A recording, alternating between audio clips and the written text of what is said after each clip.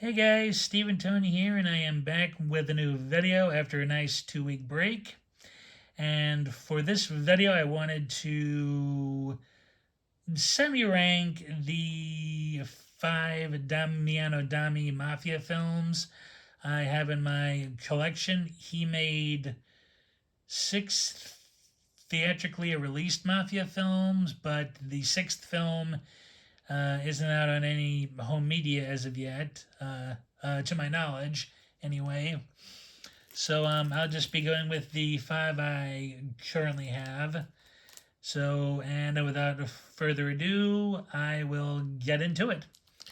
Now, the lowest ranked film for me has to be The Most Beautiful Wife, which Damiani made in 1970, I believe. And it is about this young man in the mafia. His boss is going to prison as per an agreement to keep things going. And he tells this young guy that in order for him to be taken seriously, he has to marry a virgin Sicilian girl. So he sets his sights on this young lady here, played by Ornella Moody. But she's very independent. She's a very free thinking lady, and she, turns him down flat. So he kidnaps her and her brother and forces himself upon her in a very not nice way at all. But instead of being, cowing to it and being submissive towards it, she decides to go to the police and have him charged with sexual assault and statutory rape. And the film pretty much goes into the turmoil she and her family suffer from not only the mafiosi, but also the local villagers who are shocked that she is going against the mafia. Now, the reason that I am ranking this as low as I am is not because I hate the film. For the most part, it's a really good movie. But something felt off to me about it at first. And then after I watched it, I ended up looking up the real life woman that's like happened to. Like this is based off of a true story that really happened in the mid to late 60s in Sicily. And I was shocked to find out that Damiani, who's normally very good with his historical and in real life portrayal of the mob, actually changed things around in this girl's story. Um, like the biggest change was I will have to spoil this some because it is very integral to explaining what was changed and what was kept the same was is that in the film, everybody, including her family, especially her father, don't like the idea of her reporting this mob guy to the cops. But in real life, her family was actually quite supportive of her decision. Actually, they were tired of being, in fear of the mafia. Like their dictates. Of who could work and who couldn't work at certain jobs, and such. So they were very supportive of her especially her father, who tried to do everything he could to help her. Also excised out of the film is that in the film she's single, but in real life she actually had a boyfriend who kind of got stuck into the middle of all this. In fact, she actually chose her boyfriend over the mob guy, and her sweetheart was actually told by the authorities to always have a gun on him. Like not just because of the mafia, but from the local villagers as well. I was kind of disappointed on what that was changed. I thought the real life uh, girl story was far more compelling and intriguing. I do realize that when Damiani made this, almost everybody involved in this was still alive and kicking, and he was actually threatened a few times, even though he was not really mentioning anyone by name in this. Almost everybody involved in this was still alive at the time he made it. Made it so to a certain extent, I imagine he had to change some things because they didn't translate well into film. But those two sections that I mentioned that got changed could have worked very well in the film's favor. It's really not that bad of a film. It plays a little more towards melodrama, especially given who the title character is. But it is, but it is worth checking out. It is a very it still is a compelling story, even with what was eventually taken out. Like this girl really made history by being one of the first, if not the first, to really take on the mob, and you got a spoiler here, win. So yeah, if you'd like to see a very strong female character, like this is it. It's so yeah, but the only reason it's ranked so low is due to the melodrama aspects, and also some of the cool historical aspects of the case either changed or omitted. So yes, that is the most beautiful wife. Okay, and number four is The Case is Closed. Forget It. Now, I did do a fairly decent sized review of this film that I will leave in the a link towards in the in the description box below. Excuse me there. But the reason I have this at number four is because even though it's masterfully done, well acted, shot and edited, it is just far too pessimistic.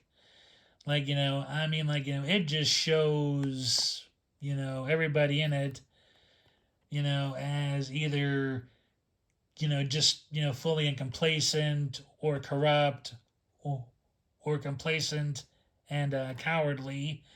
Like, I mean, like, you're given no real, real,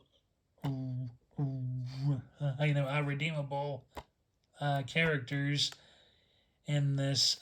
Even like a Ricardo Cucciola's character is kind of resigned to his fate. I'm like, even though he's strong, he still sort of, almost crazily accepts his eventual fate in the film. So yeah, like, I mean, I don't mind, like, films that take unflinching looks at things, but I mean, my God, Damiani just shows the utter lowest dregs, like, in a cesspool, pool, in this thing. I mean, it's still one that should be watched. It does give a pretty good uh, details into how the mafia works in the present system, like, and all of the dirty dealings, backstabbings, and all that stuff. It really does pull no punches. And is a worthwhile film to check out. I'm like, it is just very, very pessimistic. Like, like, not even nihilistic or or fatalistic. Like, just very, very pessimistic. Whew. So yeah, so like that is my ranking for this one. The link to the full review will be in the description below. Okay, and at number, let's see, 3 here. Okay, let's see, number 3 here is How to Kill a Judge. Now, I was going to review this film separately before I put it in this ranking video, but I was so eager and enthusiastic to share this with everybody that I'll just do my review at a later date. This is actually a really good one film in Damiano's bio. I should say. I saw this. Oh, wait. Excuse me. Sorry. I saw this on DVD years ago from Blue Underground, but their subtitle translation stunk out loud. So, and I tried seeing how much Italian I picked up over the years there, but unfortunately I didn't really appreciate it too much back then. And I watched it fairly recently, and I ended up really enjoying it. It's one of these rare mafia films where the protagonist is actually a filmmaker looking into their activities. Now, for a little backstory, Damiani was actually inspired to make this because a judge who he had based a character in upon a character upon in another film, which we'll get to later on, had actually been murdered, and was like later found innocent of having been involved with the mafia. And Damiani felt so guilty about this. He made this film here as sort of a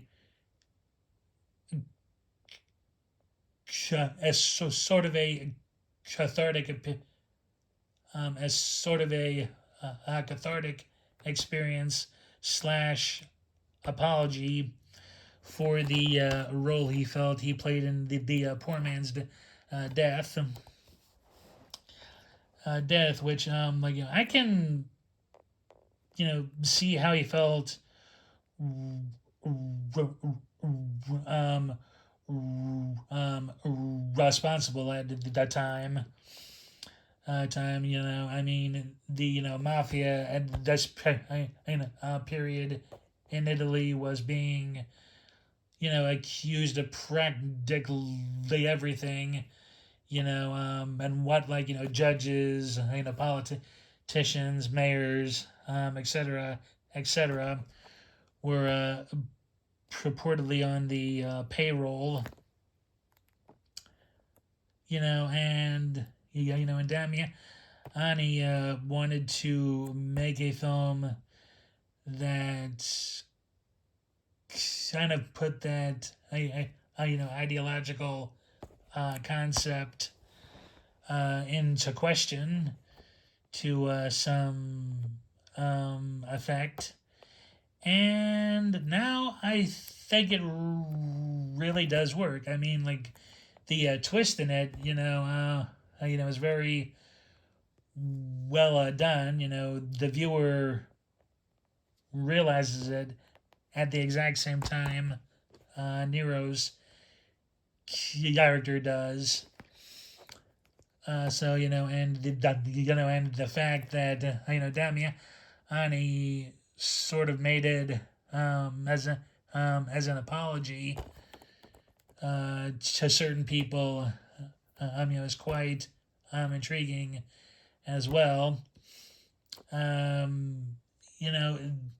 The film did well with audiences, I believe, but the critics, tore it apart, and accused Damiani of actually helping the mafia with what happens in here, which was totally untrue, totally untrue, and it's something that was stuck in Damiani's craw for a good chunk of the remainder of his life.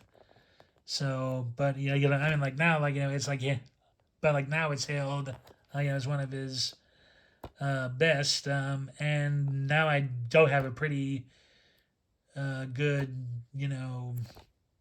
um, appreciation of it. So yes, that is How to Kill a Judge.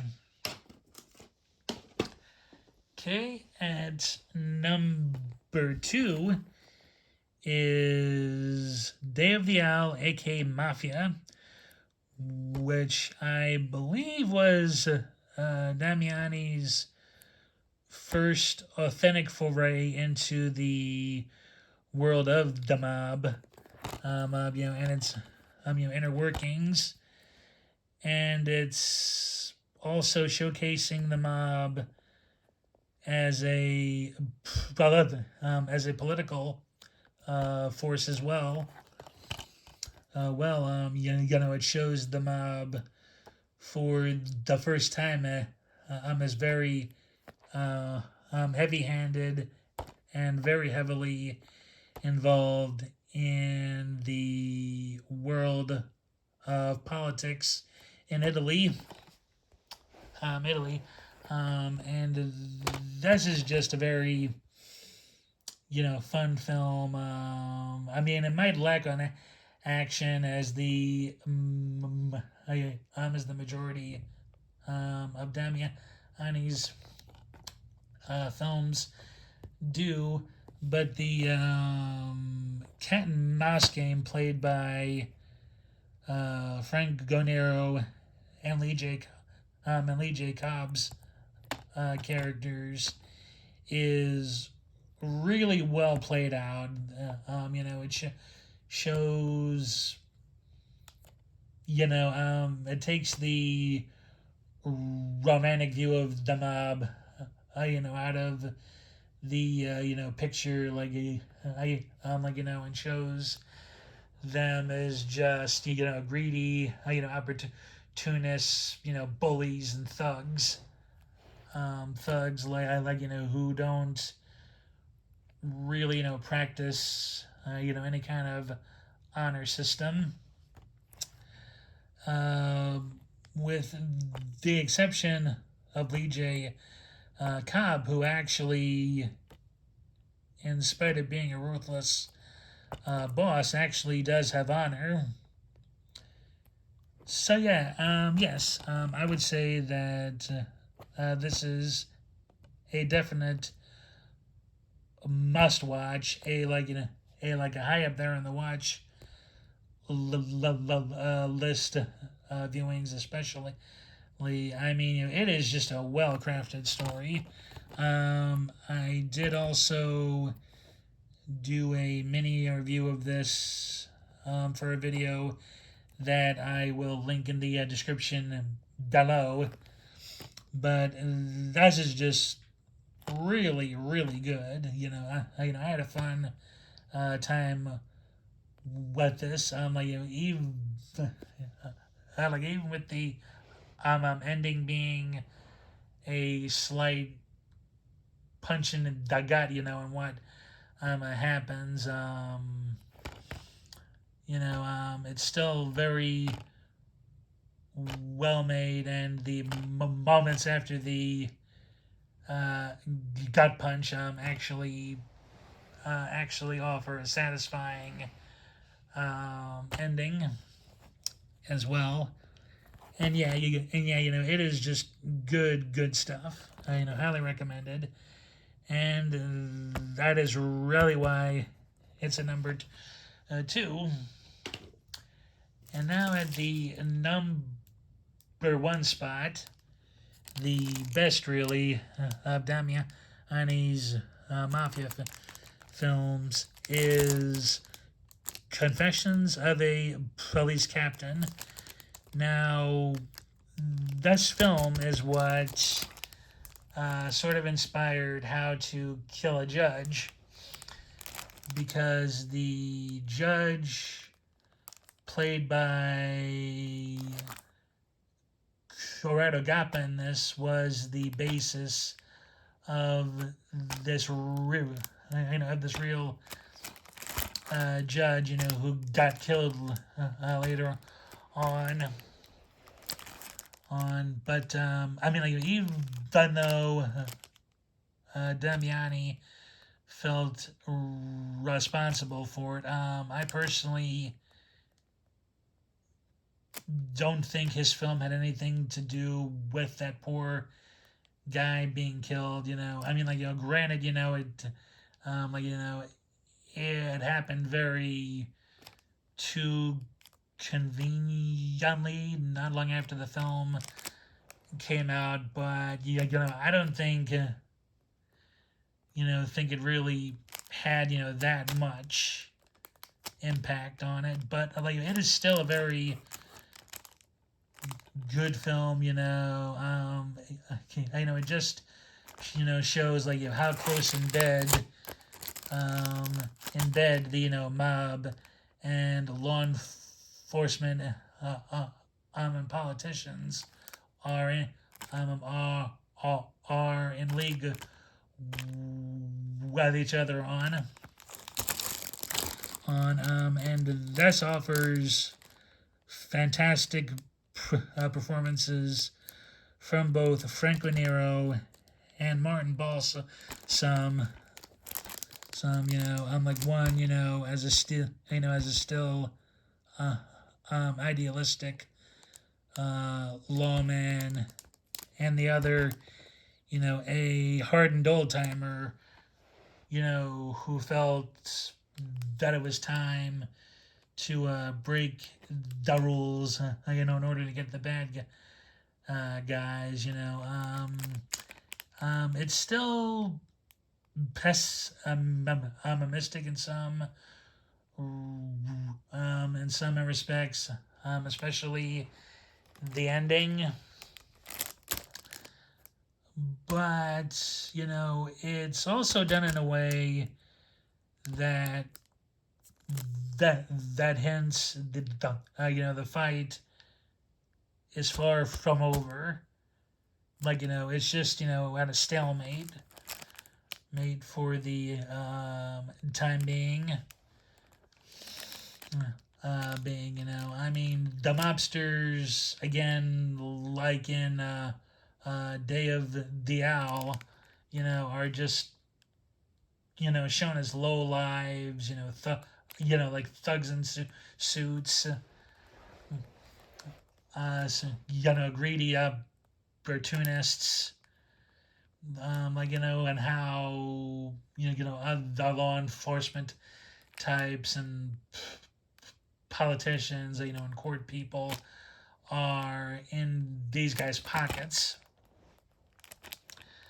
It is just a very, unflinching look at all that. And Damiani, tells it in a very compelling and just, oh geez, how do I say it? He doesn't pull any punches. None of his films he really pulls any punches on, but here it is the most effective because his two co-leads in here are pretty much up to their necks in corruption and evil doings. So I think it was Damiani at his finest hour. He would still do other great films afterwards in that genre, but I feel like if he was at the height of his personal prowess, then in storytelling and in the fleshing out of characters, and just showing I like the Mafia for what it truly was. He didn't back down from what they were doing in a heartbeat. He really did take the romantic viewpoint of them out of the picture. And he, and he does it really, really well. So yes, that is my number one. And that will do it for this video. Please give us a like. And please leave a comment if you've seen any of these films, what your what your ranking would be, which how do you feel is the most effective, and least effective. If there's anything I missed, I'm giving my reasons for why I placed each film where I did. But thanks for watching. I hope this was an enjoyable video, and I shall see you in the next one. Take care, guys. Bye.